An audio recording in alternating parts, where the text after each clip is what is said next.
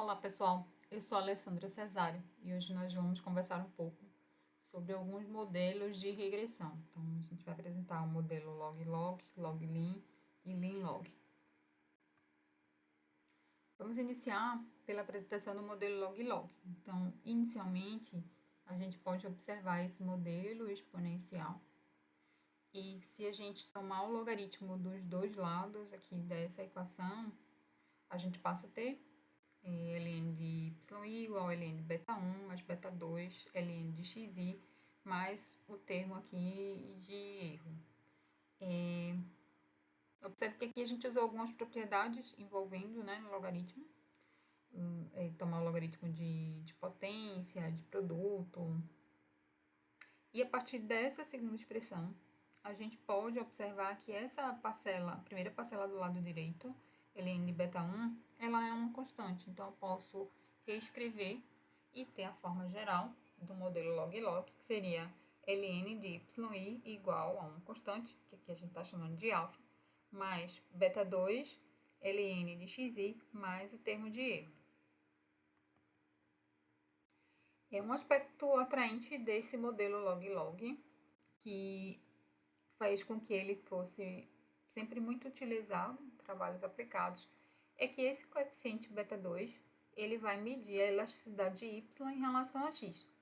Ou seja, ele mede a variação percentual de y correspondente a uma dada variação percentual pequena em x. Se, por exemplo, a gente tiver que y representa a quantidade demandada de um bem e x o seu preço unitário, o beta 2, então, vai apresentar a elasticidade preço da demanda, que é um parâmetro muito importante na economia.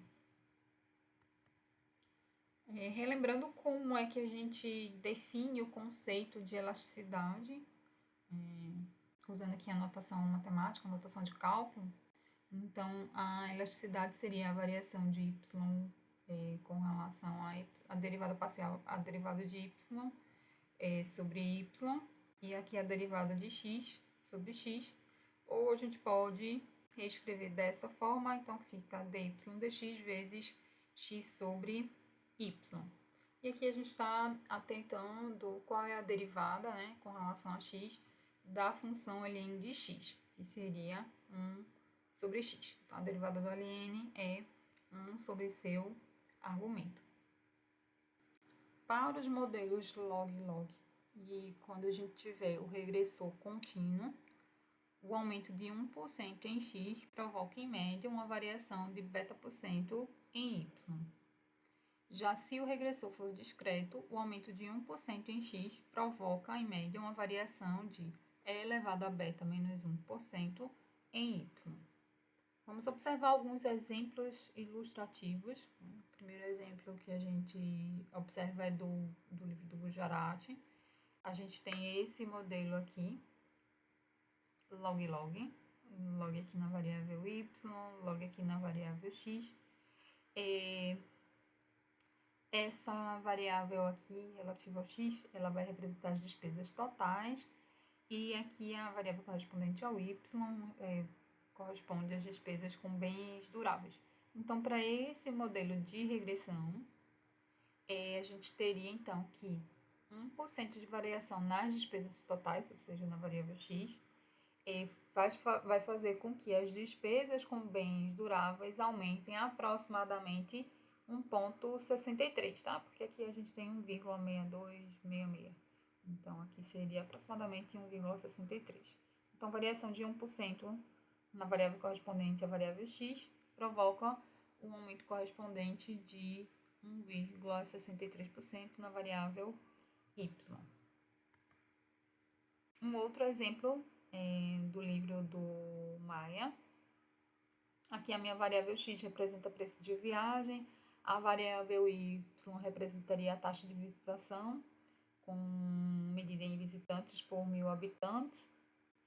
O modelo para essa situação seria o ln de yi igual a 3,492 menos 2,049 ln de xi.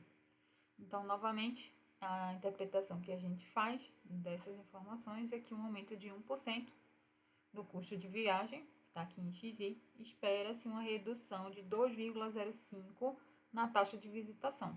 Aqui, ó, esse coeficiente está negativo, né? Então indica uma redução. Outro modelo importante que a gente vai se deparar é o modelo log linear, ou log-lin. E no modelo log-lin, a gente tem logaritmo sendo aplicado na variável y, e os termos envolvendo x são termos lineares. Então, a gente tem duas situações. Quando o regressor for contínuo, o aumento de uma unidade em x provoca uma variação de beta% em y. Já se o regressor for discreto, o aumento de uma unidade em x, ele vai provocar em média uma variação de e elevado a beta menos 1% em y. Então, novamente, a gente observa um exemplo do livro do Gujarati. A gente tem essa regressão como sendo dada aqui. Esse T ele vai representar um marcador discreto, né, de quantidade de semestres. E aí, então, nesse caso, a gente vai precisar usar essa segunda interpretação, né, já que a gente vai ter um regressor discreto nesse caso. Então, o aumento de uma unidade em T provoca um aumento de 0,7049 e assim por diante, né? Dado por esse cálculo aqui, nessa variável correspondente a y. Um outro exemplo agora do livro do Maia, ele está relacionando aqui x como sendo anos de estudo, y como sendo rendimento do trabalho. E ele observa que o modelo também é um modelo log-lin, né? A gente tem logaritmo aqui no y. Então, para cada aumento de uma unidade em x, nesse caso aqui, o x ele pode ser uma variável contínua.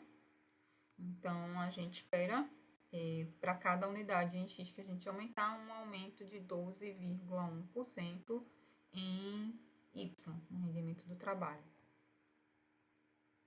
Para o modelo lin-log, o que a gente tem agora é que a variável y é que tem o logaritmo sendo aplicado nela, tá?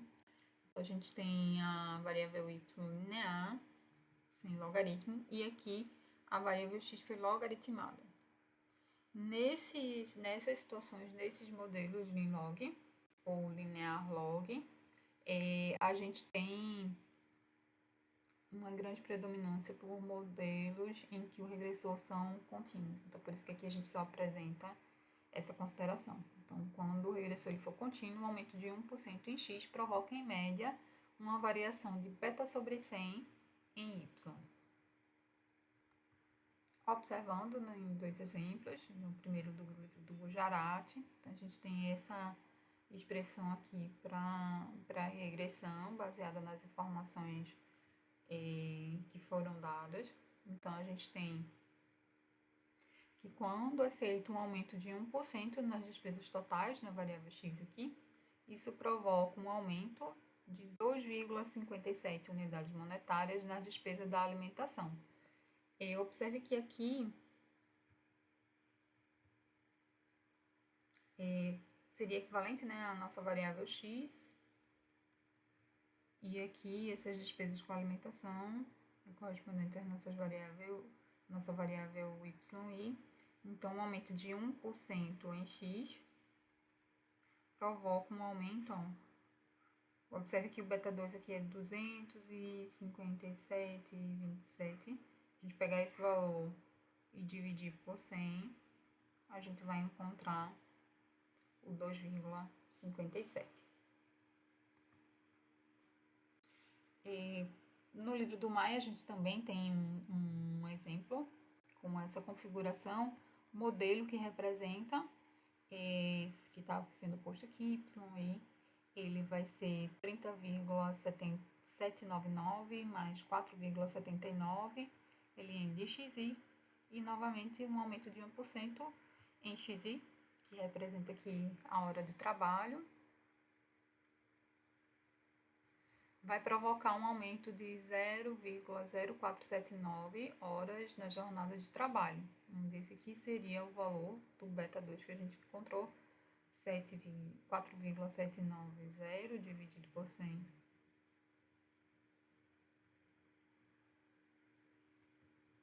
As principais referências que a gente utilizou para esse material foram o livro do Gujarati e o livro do Alexandre Maia. Vamos ficando por aqui.